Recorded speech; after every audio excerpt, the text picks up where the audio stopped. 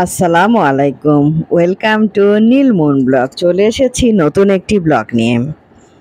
আমরা মালকাবানু আর মনুমিয়ার দিঘির সৌন্দর্য দুচোখ ভরে অনুভব করছিলাম।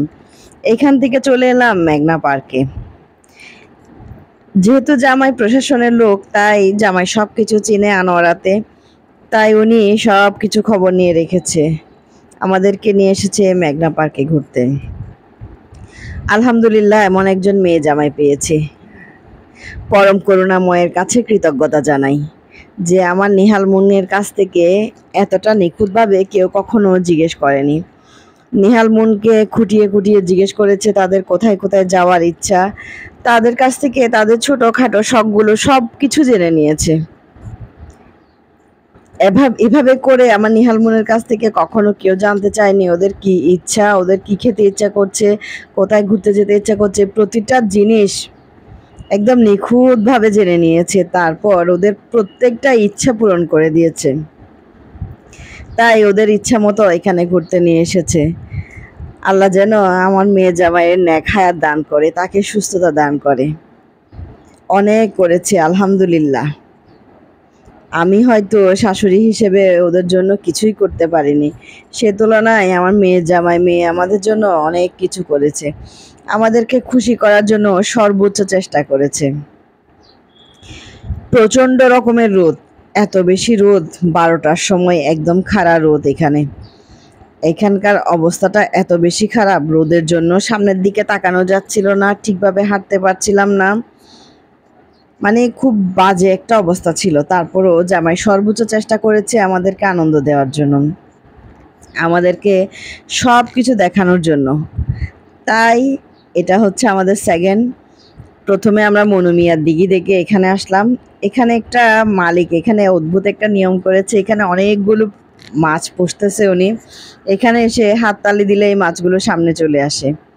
এই যে এদের জন্য নান রুটির ব্যবস্থা রেখেছে, দর্শনার্থীরা চাইলে এই মাছগুলোকে নান রুটি খাওয়াতে পারবে। এই যে আমাদের জামাই এখানে নান রুটি খাওয়াচ্ছে,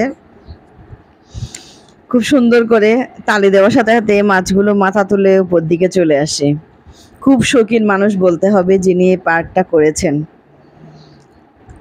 উনি যে কতটা শৌখিন তার চারপাশে ঘুরলে বোঝা যাচ্ছে উনি কতটা শৌখিন একজন মানুষ। এই যে আতিক এখানে মাছগুলোকে খাবার দিচ্ছে, বিশাল বিশাল মাছ।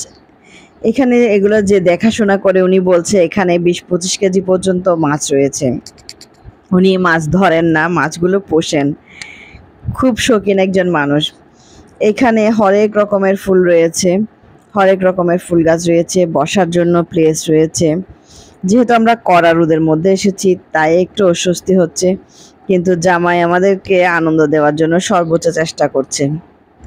সবার স্বাস্থ্যের কথা চিন্তা করে বাসা থেকেই সব কিছু বানিয়ে নিয়ে এসেছে, তাই এখানে বসে আমরা সবাই নাস্তা করছিলাম।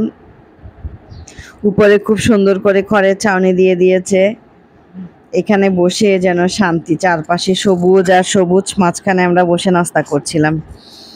তীব্র রোদ থেকে এখানে এসে মনে হচ্ছে অনেকটা শান্তি পাচ্ছি। সবাই একসাথে বসে নাস্তা করছিলাম। জামাই আমাকে ইশারা করে বলছিল মা ভিডিও পরে করিয়ে না, আগে খেয়ে নেন।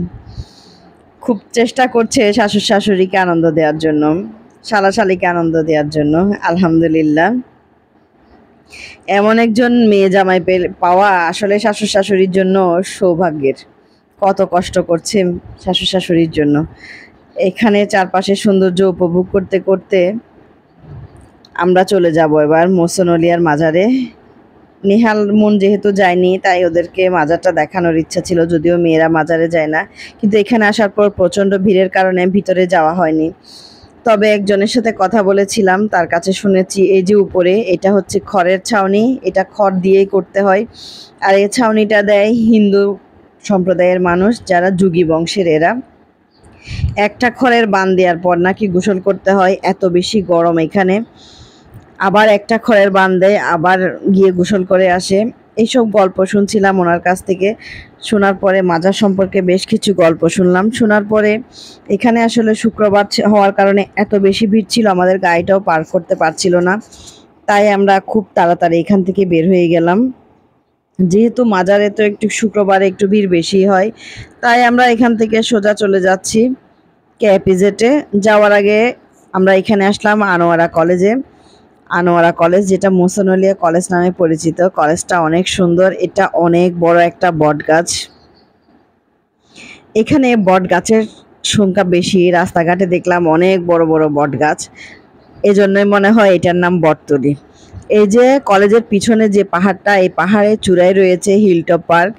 এখানে যাওয়ার উদ্দেশ্যে আমরা আসলে এসেছি, কিন্তু রোদের তীব্রতা দেখে এখানের উপরে যাওয়ার সাহস পাচ্ছিলাম না, কারণ আমাদেরকে অনেক জায়গায় যেতে হবে। এই পাহাড়ের চূড়ায় উঠে যদি ক্লান্ত হয়ে যায় তাহলে তো আমাদের বাকি জায়গাগুলো ঘোরা হবে না। তাই আর হিলটপ পার্কটা দেখা হলো না, এটা রেখে দিলাম অন্য এক সময়ের জন্য। যেহেতু মেয়ে জামাই মেয়ে এখানে আছে, ইনশাল্লাহ আসবো। তারপর আমরা এখান থেকে গিয়ে চলে গেলাম ইপিজেড দেখার জন্য, কোরিয়ান ইপিজেড। আমাদেরকে দাঁড় করিয়ে জামাই গিয়েছে ভিতরে কথা বলার জন্য। পরে যেহেতু শুক্রবার এই রাস্তা দিয়ে যাওয়া যাবে না, আমরা অন্য রাস্তা দিয়ে যাব। অন্য রাস্তা দিয়ে যাওয়ার জন্য আমরা রওনা দিয়ে দিয়েছি। তো আমরা এখন অন্য রাস্তা দিয়ে যাব, সেই ব্লগটা নিয়ে আপনাদের সাথে দেখা হবে ইনশাল্লাহ। এখানকার প্রাকৃতিক সৌন্দর্য দেখতে দেখতে আমরা অন্য রাস্তা দিয়ে যাচ্ছি। তো আজকের ব্লগটা এখানেই শেষ করছি। সবাই ভালো থাকবেন, আমার নিহাল মুনের জন্য দোয়া করবেন।